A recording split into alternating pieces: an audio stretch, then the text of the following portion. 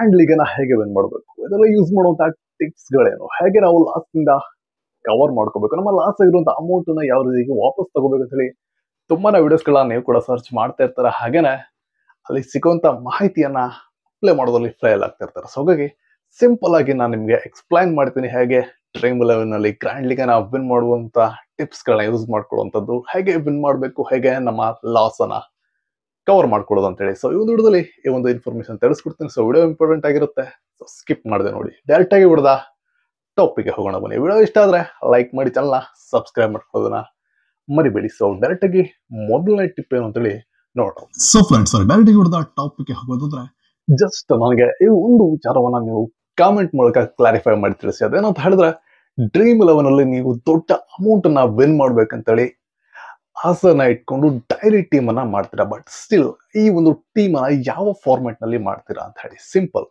Topic ಏನು ಅಂತ ಹೇಳಿದ್ರೆ, ಈ ಒಂದು ಟೀಮ್ಸ್ ಗಳನ್ನ ಕ್ರಿಯೇಟ್ ಮಾಡ್ತಿರಲ್ಲ, ಇದನ್ನ ನೀವು ಲೈನ್ ಅಪ್ ಆದ ನಂತರ ಮಾಡ್ತಾ ಇದ್ದೀರಾ ಅಥವಾ ಲೈನ್ ಅಪ್ ಗಿಂತ ಮುಂಚೆನೆ, ಅಂದ್ರೆ ಟಾಸ್ ಆಗೋಕ್ಕಿಂತ ಮುಂಚೆನೆ ಮಾಡಿ ಇಟ್ಕೊಳ್ತಾ ಇದ್ದೀರಾ ಅಂತ ಹೇಳಿ. ಸೊ ಯಾಕೆ ಈ ಒಂದು ವಿಷಯನ ನಾನು ಹೇಳ್ತಾ ಇದ್ದೀನಿ ಅಂತ ಹೇಳಿದ್ರೆ, ಇಲ್ಲಿ ನಿಮ್ಮ ಒಂದು ಟೀಮ್ ಏನಿದೆ ಹೇಗೆ ಪರ್ಫಾರ್ಮೆನ್ಸ್ ಮಾಡುತ್ತೆ ಅನ್ನುವಂತ ಕಂಪ್ಲೀಟ್ ಡೀಟೇಲ್ಸ್ ಇಲ್ಲೇ ನಿಮ್ಗೆ ಗೊತ್ತಾಗುತ್ತೆ. ಹೇಗೆ ಅಂತ ಹೇಳಿದ್ರೆ, ನೀವೀಗ ಒಂದು ಟೀಮ್ ನ ಕ್ರಿಯೇಟ್ ಮಾಡ್ತಾ ಇದ್ದೀರಾ, ಅದು ಟಾಸ್ ಆಗೋಕ್ಕಿಂತ ಮುಂಚೆ ಕ್ರಿಯೇಟ್ ಮಾಡ್ತಾ ಇದ್ದೀರಾ ಅಂತ ಹೇಳಿದ್ರೆ, ಆ ಒಂದು ಟೀಮ್ ನ ಕಂಪ್ಲೀಟ್ ಡೀಟೇಲ್ಸ್ ಅನ್ನ ನೀವು ಅನಲೈಸ್ ಮಾಡಿರ್ತೀರಾ ಅಂತ ಅನ್ಕೊಳ್ತೀನಿ.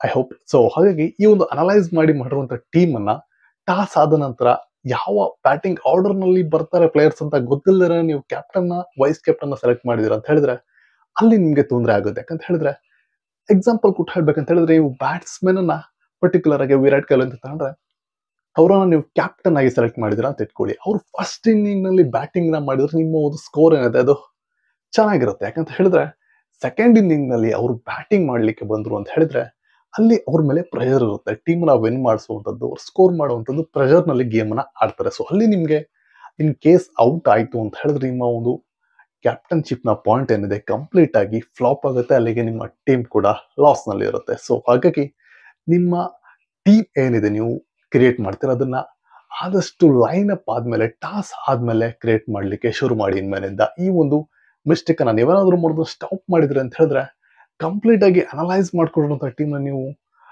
ಪಕ್ಕ ಇರುವಂತಹ ಟೈಮ್ ನಲ್ಲಿ ನೀವು ಅದನ್ನ ಯೂಸ್ ಮಾಡ್ಕೊಂಡ್ರೆ, ಸೊ ಆ ಒಂದು ಮೂಮೆಂಟ್ ನಲ್ಲಿ ಏನಾಗುತ್ತೆ ಅಂತ ಹೇಳಿದ್ರೆ, ನಿಮ್ಮ ಟೀಮ್ ಏನಿದೆ ಅದು ಇನ್ನೂ ಚೆನ್ನಾಗಿ ಬಿಲ್ಡ್ ಆಗುತ್ತೆ. ನಿಮ್ಗೆ ಒಂದು ಆರ್ಡರ್ ಗೊತ್ತಿರುತ್ತೆ, ಯಾವ ಪ್ಲೇಯರ್ ಯಾವಾಗ ಬರ್ತಾರೆ, ಇವ್ರನ್ನ ಕ್ಯಾಪ್ಟನ್ ಮಾಡಿದ್ರೆ ನಮ್ಗೆ ಆಗುವಂತ ಬೆನಿಫಿಟ್ಗಳು ಏನು ಅಂತ ಹೇಳಿ. ಸೊ ಹಾಗಾಗಿ ಈ ಚಿಕ್ಕ ಪಾಯಿಂಟ್ ಅನ್ನ ನೀವು ಗಮನ ಕೊಟ್ಟು ಯೂಸ್ ಮಾಡ್ಕೊಂಡ್ರಿ ಅಂತ ಹೇಳಿದ್ರೆ ನಿಮ್ಗೆ ಆಗುವಂತ ದೊಡ್ಡ ಲಾಸ್ ಏನಿದೆ ಅದು ಸ್ಟಾಪ್ ಆಗುತ್ತೆ ಇವತ್ತಿಂದಾನೆ. ಫ್ರೆಂಡ್ಸ್, ಈ ಪಾಯಿಂಟ್ ಅನ್ನ ನೀವು ನೆಕ್ಸ್ಟ್ ಮಾಡುವಂತ ಟೀಮ್ಸ್ ಗಳಲ್ಲಿ ಯೂಸ್ ಮಾಡ್ಕೊಳ್ತೀರಾ ಅಂತ ಅನ್ಕೊಳ್ತೀನಿ. ಯಾಕಂತ ಹೇಳಿದ್ರೆ, ಈ ರೀತಿಯಾಗಿರುವಂತಹ ಮಿಸ್ಟೇಕ್ ಗಳನ್ನ ಯಾವತ್ತು ನೀವು ಮಾಡೋದು ಸ್ಟಾಪ್ ಮಾಡ್ತೀರೋ ಅವತ್ತು ನಿಮ್ಮ ಟೀಮ್ ರ್ಯಾಂಕ್ 1 ಬರುತ್ತೆ. ಸೊ ಹಾಗಾಗಿ ಈ ಟಿಪ್ಸ್ ಗಳನ್ನ ಫಾಲೋ ಮಾಡ್ಕೊಳ್ಳಿ ಅಂತ ಹೇಳ್ತಾ, ಈ ಒಂದು ಇನ್ಫಾರ್ಮೇಶನ್ ನಿಮ್ಗೆ ಇಷ್ಟ ಆಯ್ತು ಅಂತ ಹೇಳಿದ್ರೆ ಚಾನಲ್ ಸಬ್ಸ್ಕ್ರೈಬ್ ಮಾಡ್ಕೊಳ್ಳಿ. ಸಿಗೋಣ ನೆಕ್ಸ್ಟ್ ವಿಡಿಯೋದಲ್ಲಿ. ಅಲ್ಲಿವರೆಗೂ ಟೇಕ್ ಕೇರ್ ಅಂತ ಹೇಳ್ತಾ, finally this is signing of.